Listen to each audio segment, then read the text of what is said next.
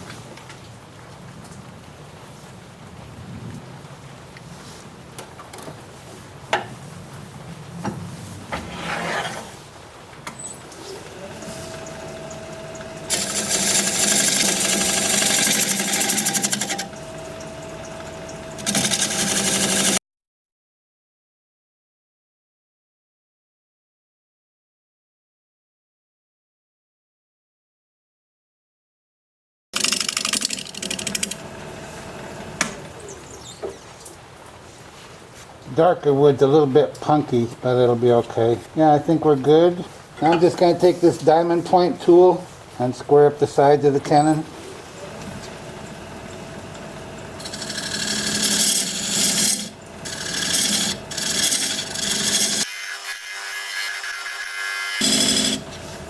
Well, that yellow is such a pretty color, isn't it? And that's good. And now we'll go to work on the side profile. Not sure how that's going to work. Remember I showed you I wanted to start my bowl part here. I don't want to touch anything below that. Well, if I put my chisel in here, and this is a 1/2 inch. If I put my chisel in here and then rotate this around, you see it hits the top of this. And I think it hits over here as well. It does. It hits there. So that's no good. So I'm going to start by coming this direction, but I need to make some space in here. And I turned the speed up to about 750 RPM. That's about the best I can do. Let me get my mask and face shield on. We'll get back at it.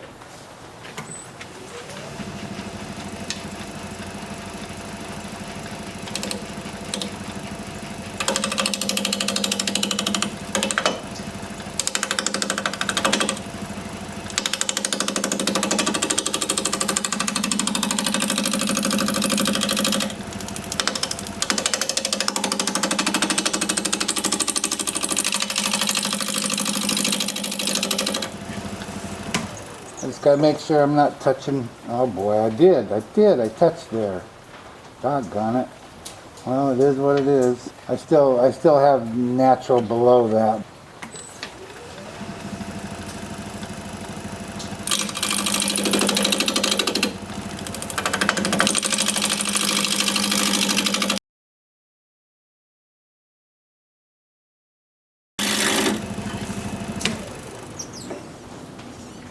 Well, they don't make it easy, do they? Whoever they are.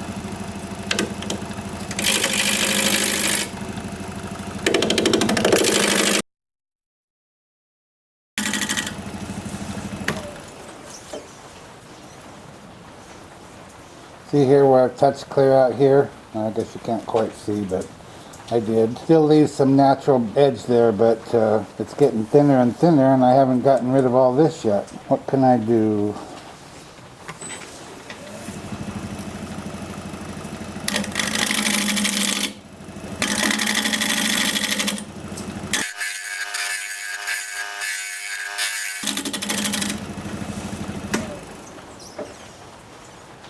I'm wondering what other tool I can use to get in there a little tighter.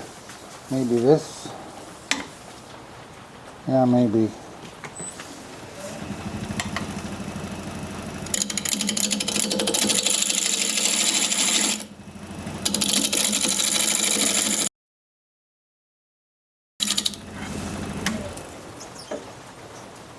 See what kind of mess I've made now. No, I think I fixed it.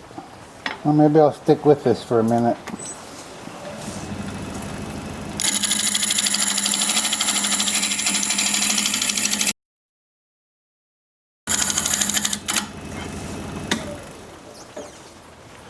Looking good. Alright, we'll go back to regular gouge. Wish I could get in there a little tighter, but I just can't. Maybe I'm going to switch to a 6-inch tool rest.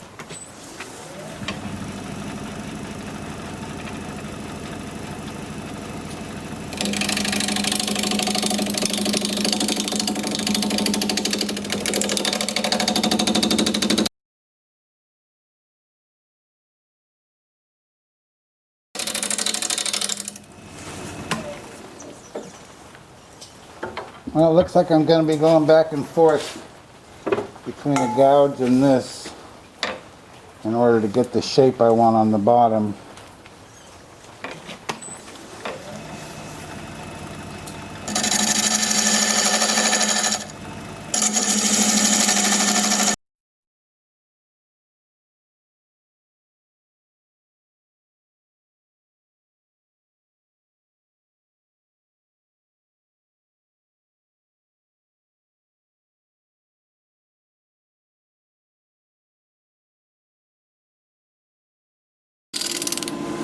Man, that's hard to get into.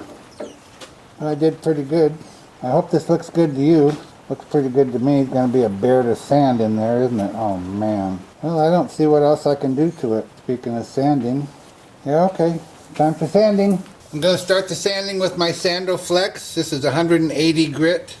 And that's as fine as I will use on the bark. And this kind of punky area right here. And I'll use it in these voids that are along the top edge of this bowl or cup or whatever this is, I'm not sure. So I'll show you how that's going to work. And then I'll switch to a 2-inch 80 grit sanding disc and I'll sand, maybe I can get it all, I'm not sure. No, I can't get it all. I think I can get the bowl part, but I can't get the top of this all the way in. And I'll show you how that's all going to work as soon as I get my mask on.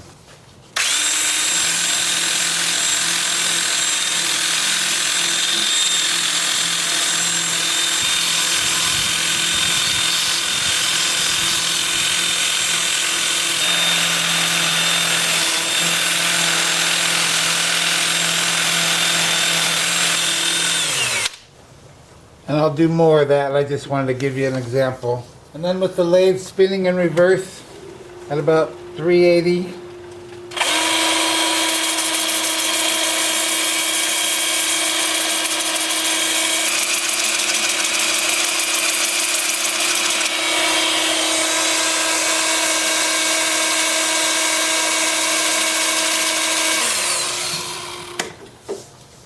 And then what I can't reach with either of those, I'll just peel off one of the discs and sand in here, and sand in here, and sand way in here along the top. And I'll just do that by hand. And I'll bring you back. I'll do all that up through 400 grit except the bark. The bark again stops at 180. And I'll bring you back when it's time to put some finish on here. This is going to be a cool piece. I really like it. I hope you do.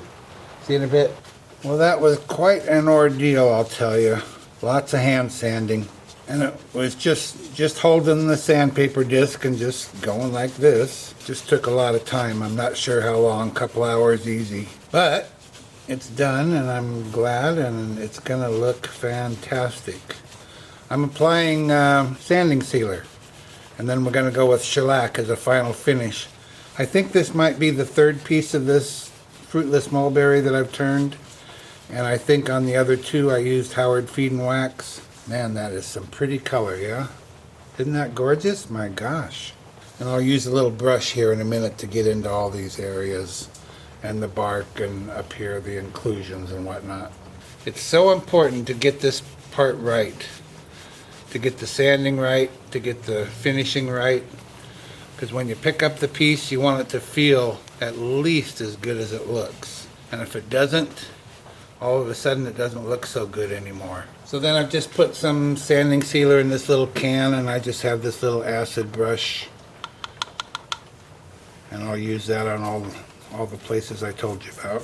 And then it's really important after doing this to go back with the rag with fresh sanding sealer on it to catch any that runs over the sides or whatever, because otherwise if you don't, it'll build up a ridge and you'll see and feel that, and that's no good. So I'll see you in a little while. I just really like this piece. I think it's very cool. 2 coats of sanding sealer, 2 coats of shellac on the outside, and it's very nice. Looks great, feels great. Now we're going to start with a 1/2 inch standard grind bowl gouge, all freshly sharpened up. We're going to be turning at 1400 RPM, mask and face shield on.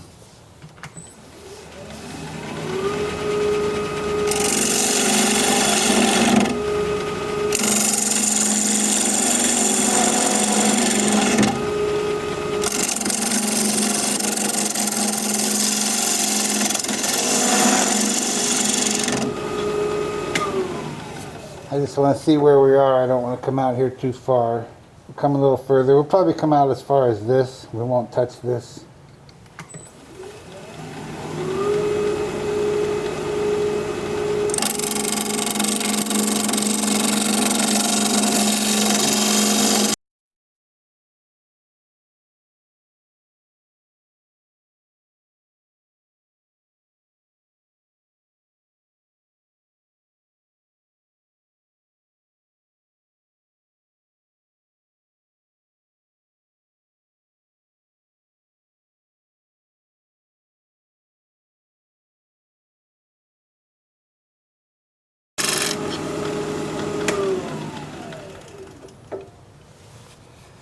Well, I think we're about done. I'm going to scrape it.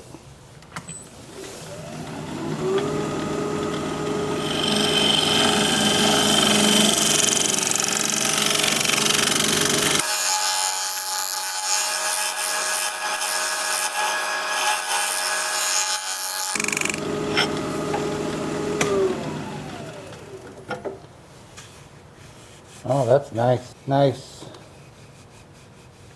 I recently reground my negative Rick scraper to 36 degrees on each side, and it used to be, I don't know what it used to be. It's in my Shop Secrets video where I talked about what the angles were, but now it's 36 degrees top and bottom. And this is the second time I've used it since then, and that was quite an improvement. I think it was like 36 and 40, something like that. But I kept making the mistake of having the wrong side down when I wanted to grind one side or the other. So I thought it would be better to have 2 equal angles, and that really helped quite a bit. All right, we are ready for sanding. Once again, I'm going to start the sanding with my Sandoflex. I'm going to sand only from the inside out to get this inside edge that is now sharp from the cutting of the gouge. And these little edges right here are so sharp, and this over here is kind of sharp.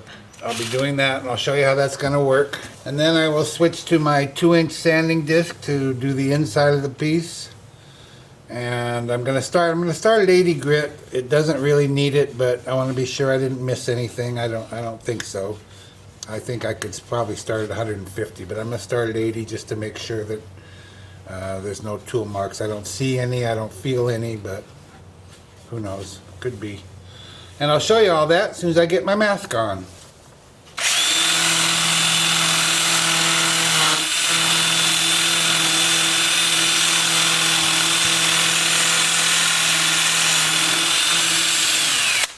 The reason I'm doing it from the inside out is because the outside's all finished. I don't want to come in this way. I just want to go this way. I don't want to ruin that outside. And then the 2-inch disc sanding with the lathe spinning at about 350 forward.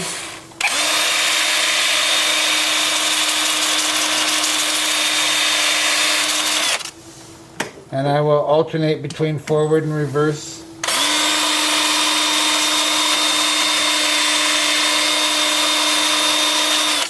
And that takes kind of a light touch because it wants to fall into this gap here, so I can't press hard on it.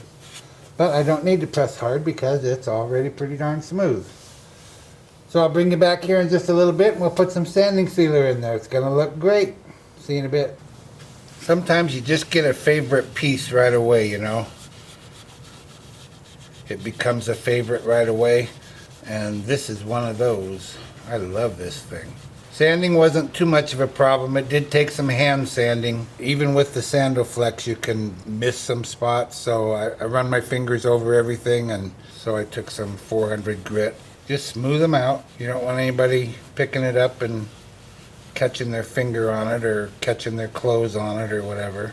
You want it to feel as good as it looks. I will put on a second coat and then 2 coats of shellac, and I'll bring you back when it's time to take that tenon off. We're just about done, boys and girls. See you in a bit. I've got my little heater going, so you might hear a hum. I've mounted a block of wood up in my chuck. I'm going to slip the bowl over that, and I'm not going to show it to you just yet. I want that to be a surprise. This might be my new favorite piece. And I called it a bowl. Earlier I called it a cup and saucer, but now that I see it standing upright, it doesn't really look like that, but it does look like something really cool. I'm just really happy with it. So I'm applying some pressure here. Now I'm going to bring up my tool rest. We're going to get this tenon off of here. I also want to tell you I was just watching a video, a YouTube video, by a gentleman called Will Makes Everything. That's the name of his channel, Will Makes Everything. He's a young man in the UK. I'm going to link to his channel down in the description, and maybe I'll put something right about here in this video that you can click on. And he makes artistic pieces. He uses mixed media. I just watched him make a bowl, a double bowl, where he poured pewter around the top edge of the bowl, and it has an inside bowl as well, and he poured pewter around both bowls, and it looks cool. It really looks good, and man, what a steady hand he has to get that hot pewter poured into that small groove in the top of the bowl, and he didn't spill a drop that I could see. Nice job, Will. Anyway, I'd like you to go over and take a look at Will's channel and watch a couple of his videos. Subscribe to him. Fine young man in the UK. Will Makes Everything. Okay, let's spin this up a little bit. I'm going to hold my thumb against the edge of the tenon here and make sure it's hitting equally all the way around, and it sure is. I've got some pressure applied. I'm going to take a 3/8 inch standard grind bowl gouge and commence to removing that tenon. The lathe is spinning at 400 RPM.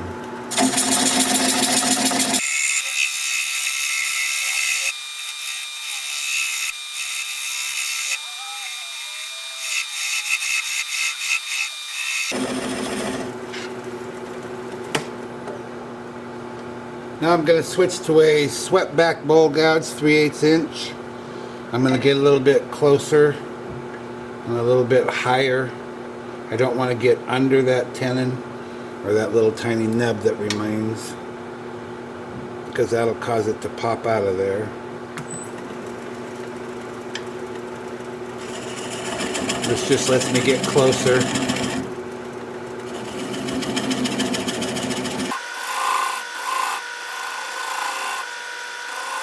Now it's pretty small, so I'm going to slow the speed down to about 200 RPM, and I'm going to apply the bevel of the gouge against the bottom of the bowl.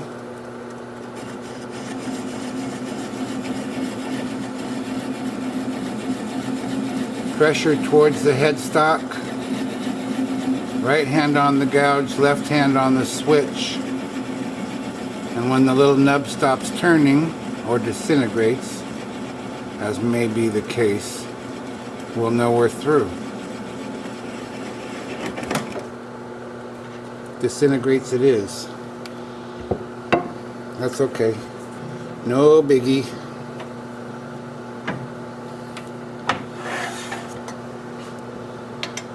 So now I'm just going to take this over to the workbench, sand that up, sign it, get it finished, and I'll be right back.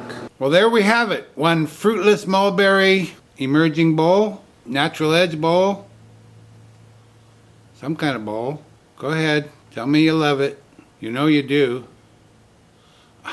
I just love it. It is so cool. Look at that grain. Yellow and black and brown. Bark inclusions. It's gorgeous. And there's the bottom all finished up. Bottom looks just as good as the rest of it. I think this must be the front. Looks good from all angles though. Thank you, Tuffy Marginez, for sending this along for all to enjoy. If you like this video, thumbs up please, I'd sure appreciate it. If you're a subscriber, thank you very kindly. I truly appreciate that. If you're not a subscriber, you might consider becoming one. I put out regular videos about one a week, and I'd like to keep in touch. An easy way to subscribe is just click my picture you see there near the end of the video. Your comments are always welcome, and I read all of them. So for now, this is Phil, Shady Acres Woodshop, signing off.